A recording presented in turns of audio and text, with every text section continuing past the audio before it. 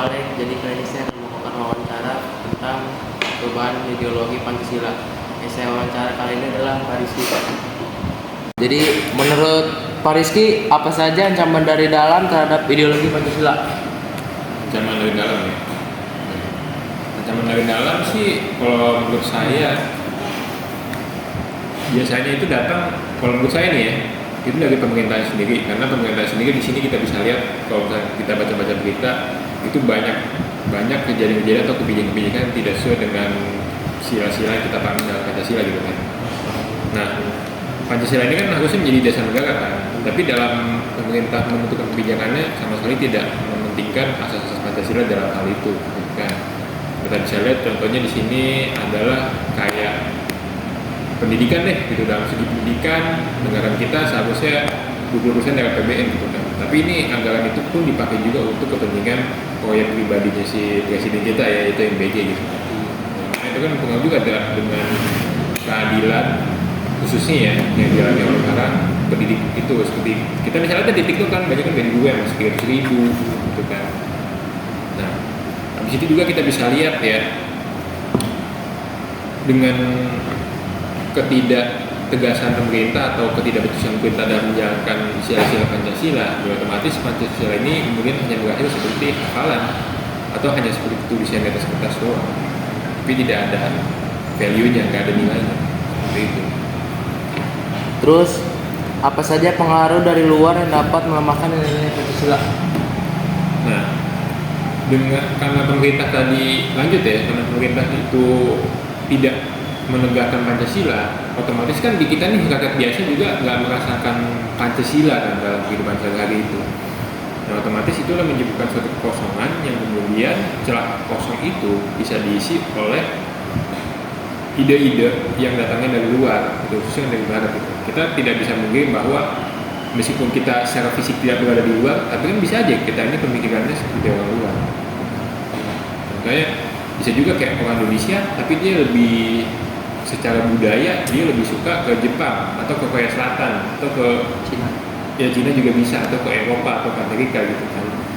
Nah, ancaman dari luar itu lah yang seperti itu, yang kemudian manusia Indonesia, tapi pemikiran itu bukan pemikiran orang Indonesia. Seperti itu. Tapi ya ini bukan sepenuhnya salah barat, karena kan kita nggak bisa membendung informasi atau ide-ide berbeda karena zaman sekarang zaman internet. Ya, tapi itu disebabkan karena kekosongan yang merupakan bukti gagal pemerintah dalam menegakkan Pancasila di kehidupan kita sehari-hari.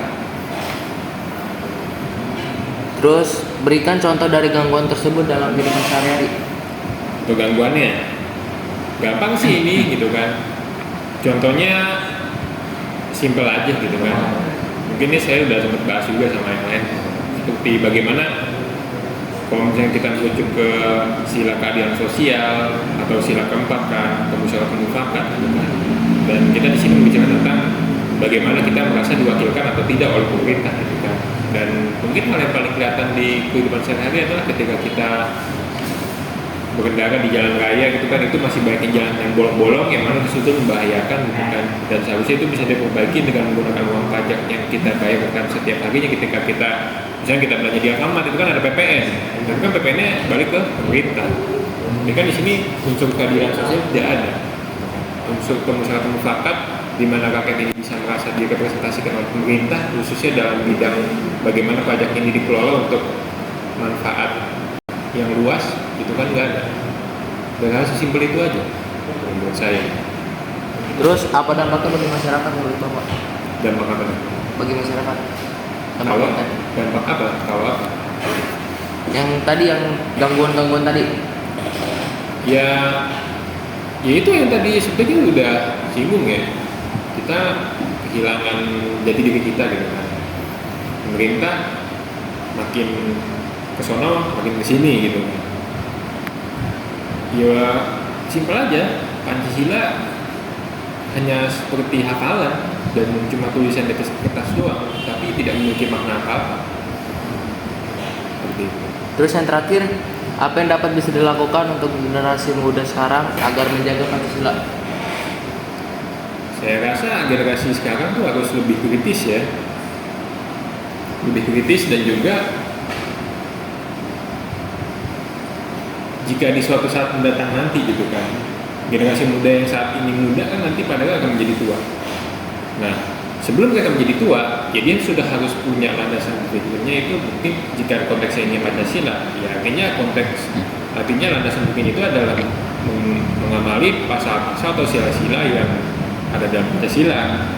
Sehingga ketika mereka nanti yang akan melanjutkan warisan atau tahta negara ini, ya mereka tidak akan mengulangi kembali kesalahan yang sudah dilakukan oleh generasi tua yang saat ini menjadi pemimpin dan menjadi sumber masalah kita seperti itu.